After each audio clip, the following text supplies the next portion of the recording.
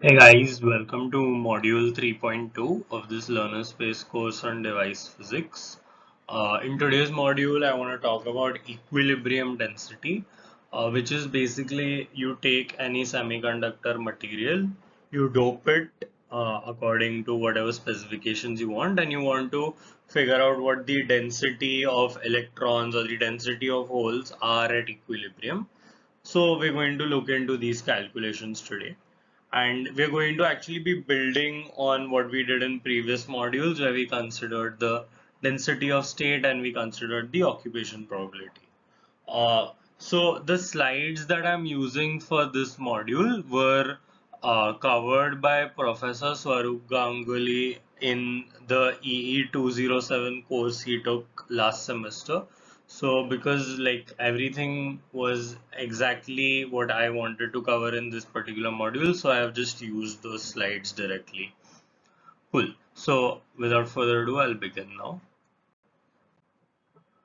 So some points to note before I get into the calculation. We've seen the Fermi level before and we realize that Fermi level gives us a sense of what states are likely to be occupied and what states are not. So obviously when you dope when you dope a semiconductor with certain type of impurities, we had said when we spoke about doping that this includes the total number of carriers. Now, for that to happen, obviously you want more states to get occupied, right? So what happens is that the Fermi level is controlled by the doping. So the way you dope the sample controls the Fermi level, and this therefore controls the equilibrium density. Secondly, we are going to be talking about electron concentrations as well as hole concentrations and densities. And the idea is that always we will take holes to be an absence of electrons, and we will physically think of them and model them that way. Finally, this the kind of calculations that come in this section are in more involved. So wherever possible, we will resort to approximations because these are quite useful to build on. Cool. So let's get started with the calculation. This is something which we have discussed before as well, where we've calculated the density of states in the previous module. We've also calculated the occupation probability previously. Remember that beta over here is 1 by kt. Anyway, so the idea which we have teased out earlier as well is that if this is the density of states, which is how for a given delta in energy, these are the number of states you have, and this is the probability with which a state is occupied. If you multiply the two of these and integrate with respect to energy, that will give you the density of electrons or holes depending on the band, right? So essentially the electron density is just the integral of the density of state times the probability of occupation over the conduction band, because we know that this is what happens in the conduction band. So this integral is from EC to the max value of the conduction band, and the kind of integral we get is like it tapers with increasing E. So to simplify our calculations, we just let E tend to infinity.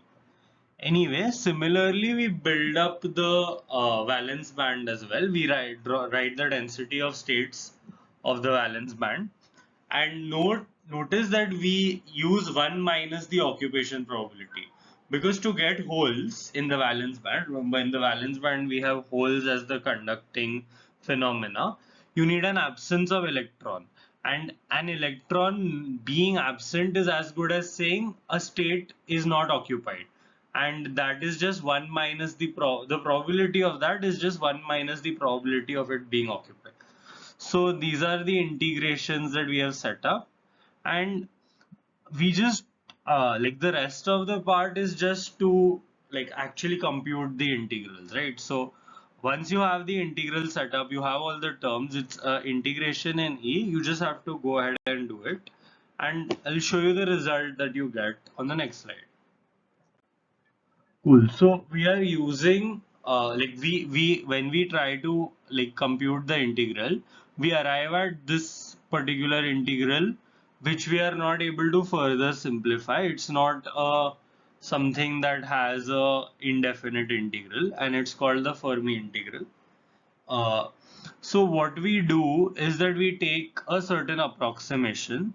The approximation is basically that your for any E in the conduction band, your E minus EF, where EF is the Fermi level, is a significant number bigger than KT. Right? This is the approximation that we take, and if you like follow the math, especially in like this step, uh, it turns out that this e power eta minus eta f, which was defined in the previous slide, that is something that is dominates over this one, and that kind of simplifies the integral for you. Again, the exact specifics are not important, but uh, what is important is that this is something that's very hard to compute as an integral. And if we have this approximation where for every E in the conduction band, E minus EF is much larger than KBT. And if it's if for the minimum of the conduction band, which is EC, sorry if I forgot to mention that conventionally we use EC as the minimum of the conduction band. So if even for the minimum value it's still greater than KBT, then we can say that it's true for all values. So this is a sufficient condition for us to apply the approximation. Then this integral basically simplifies and we get the gamma function in the integral, and the final answer we get for the density of the electrons in the conduction band is this function. uh, this is some constant times the some power of E with respect to the conduction band minima and the Fermi level. And uh, essentially this whole constant, uh, we call it the effective density of states and we give it the name NC. So anyway, the details of this calculation are not important. What is important is that we have arrived at an expression for the density of electrons in the conduction band. And note that by density we mean the number of electrons per unit volume. That is what we mean by the density of electrons. So we've done this calculation of the density of state times the occupation probability, and we get this uh, electron density.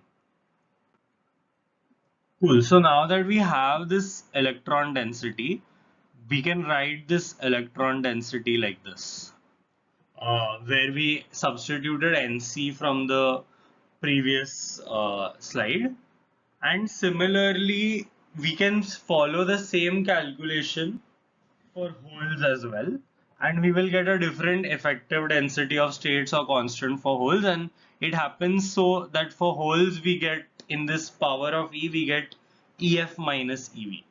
So you can do some intuition checks on this function as well, like based on what we've spoken about in the past on the Fermi level, which is that essentially uh, the if EF is very close to EC, then this term becomes large, which makes sense because Fermi level is like below the Fermi level states are more likely to be occupied. Above the Fermi level states are less likely to be occupied, and as you go higher and higher above, the likelihood reduces. So now if I bring EF really close to EC, which means that my Fermi level goes close to the conduction band, that should ideally mean that the number of electrons increases, and that is what happens in this case. Similarly, you can validate this formula also with a gut check. So we have now a formula for the number of electrons in the conduction band and the number of holes in the valence band, which is what we had set out to do. Now, as such, we are done with what we wanted, but we can like look at a couple of more results, right? Uh, so of course, this is the case when the when this is valid even for the case when you have doped the semiconductor with some impurity that changes the electron and hole concentration, because the impurity itself creates charge carriers, right? Now, what if you've not doped it? Then we are in the intrinsic case. And in the intrinsic case, what we basically say is that you call the Fermi level the intrinsic Fermi level. So you replace EF with EI in these formulas. And what you have to realize is that in the intrinsic case, the electrons and holes are both the same. So you kind of get this equality between these two quantities when you replace the in this expression, when you replace the Fermi level with the intrinsic Fermi level, because you have charge neutrality at in the intrinsic case. You have charge neutrality in the extrinsic case where you have doping as well, but in that the dopant is also a charge. So you don't need to have the electrons and holes exactly balancing each other out, but in the intrinsic case you do. And it turns out that using these formulae, you get this relationship. You can verify it algebraically, which is that Np is equal to Ni square, which means that the product of the electron concentration and the hole concentration is a constant and is equal to the square of the intrinsic or undoped concentration. Now, the implication of this is actually something that's worth understanding, because what this essentially says is that if I have my intrinsic level, which is something that I can totally calculate, is supposing 10 power 10, Ni is 10 power 10, and so Ni square is 10 power 20. Now say I have doping of the order of 10 power 15 per centimeter cube, I'm talking. So if you have doping of the order 10 power 15, then you, and it's n-type doping, then your n is 10 power 15 and your p is 10 power 5, according to this equation. So if you notice that even though your product is the same, the sum of the carriers that you have in the undoped case is 2 into 10 power 10, but in the doped case it's of the order of 10 power 15. So by like you can look at this relationship and see that by doping you can increase the concentration, like the total number of carriers density by such a large amount, so even though the product is constant. uh, and yeah, so that is something that you can check the intuition of using this. And finally, we know that this has to be same, so we can equate the two of these and we can calculate an expression for the intrinsic Fermi level. So we know that in the undoped case where the Fermi level is going to be, and this is the expression we get. And it turns out that this second term is negligible.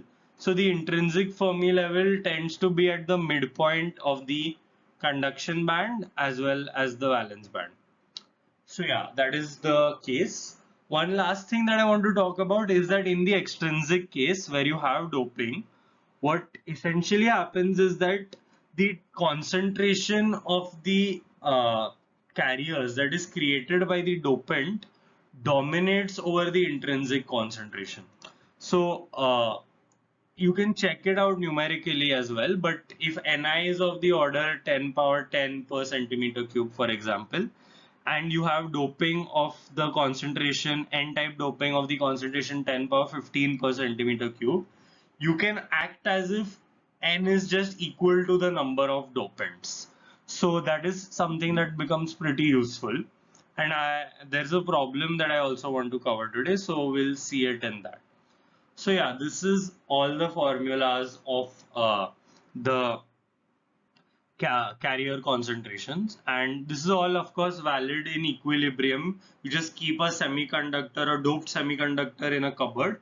This is what you will get in terms of the number of electrons and the number of holes.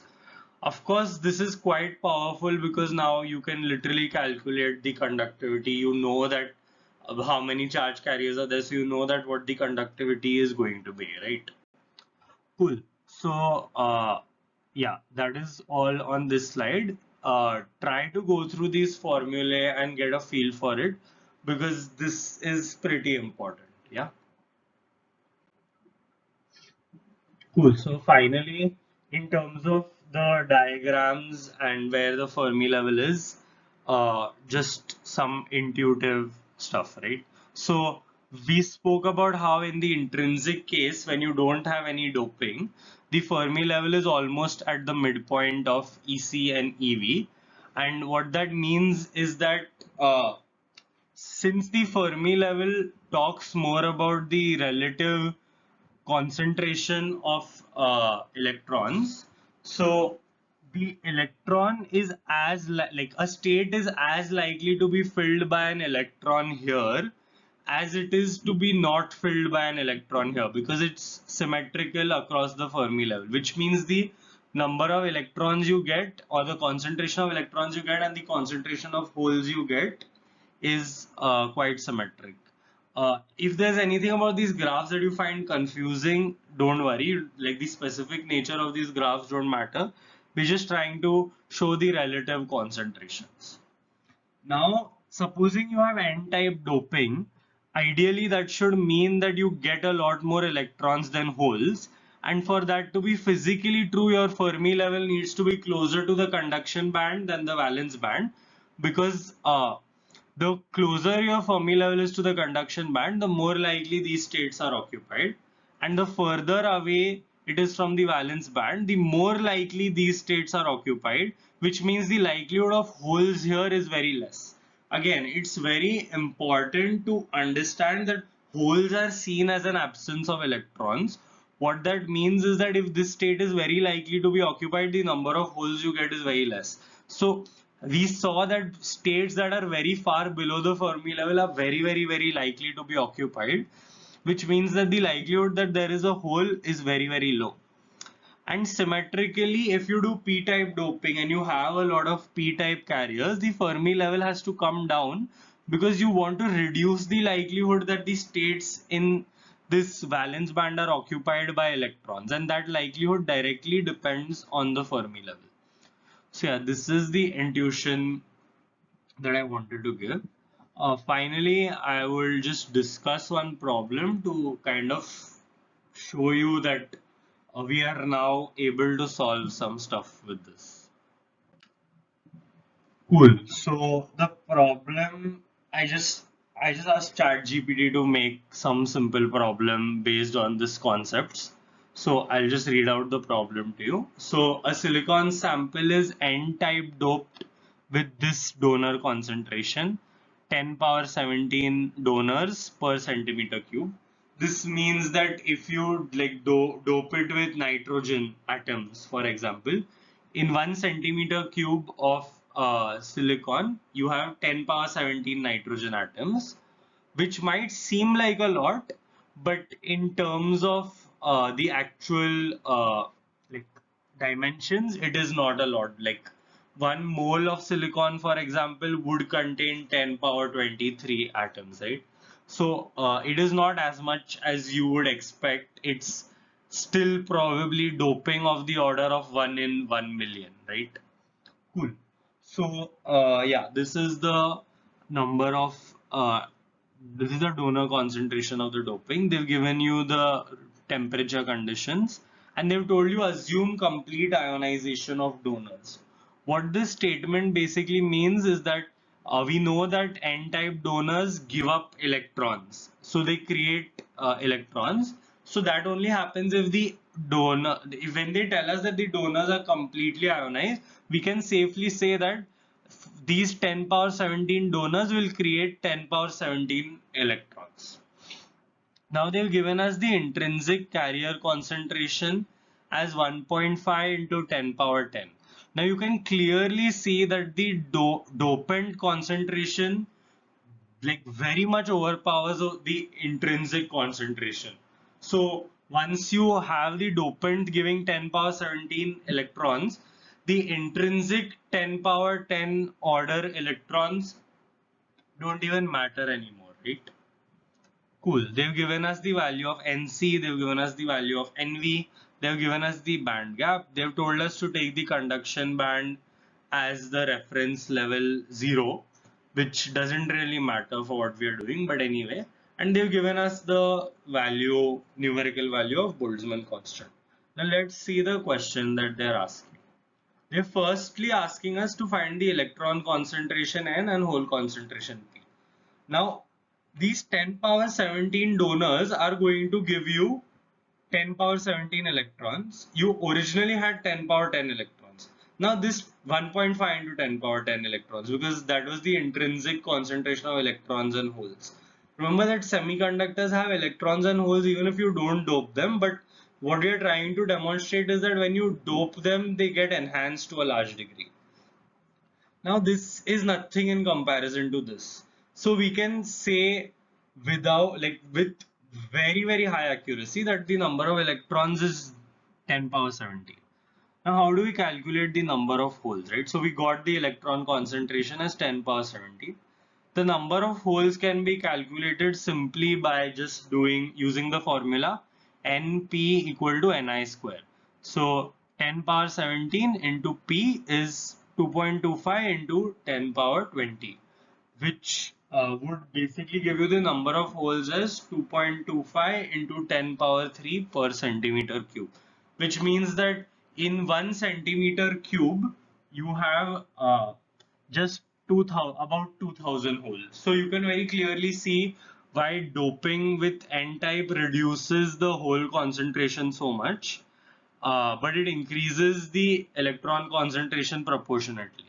And the important thing to note here is that your conductivity has been boosted a lot by this doping process, because initially you had 3 into 10 power 10 charge carriers. Now you have of the order of 10 power 17 charge carriers. So your sample is 10 million times more conductive due to this doping. That's something that I wanted to point out to you. Cool, that's the first part of the question. And the second part of the question is they are asking us to determine the Fermi level relative to the conduction band edge. For that, you can simply just use the formula for N in terms of Nc. The formula is, I believe, N equal to Nc e power minus Ec minus Ef by kBt. That's the formula. You have K, you have temperature. You should ideally get that the Fermi level is close to the conduction band because you have a lot of N-type dopants, and you can verify that EF will be very much closer to EC than the band gap, because band gap is how far EV is from EC, and I think you should be able to verify that. Yeah, so that is the problem. So we now know, like when you just keep a doped semiconductor, what are the carriers in that? That is something that we now know. The next part that we'll talk about is actually how these carriers actually move in the semiconductor. So now we know that in equilibrium, if you keep a semiconductor in the cupboard, uh, how the charge carriers or current carriers, whatever you want to call them, how many of them are there, where are they located, etc. Now we'll talk about, in the next module we'll talk about how they move, and once you are able to describe how they move, then you are able to describe any semiconductor device basically. So that is the plan from here on out. And yeah, like last point to emphasize, most of the stuff in this module is important. The formulas are important, the intuition is important. So like there are no key takeaways. Pretty much everything in this module is important. I hope you guys liked this module. Hope to see you in the next one.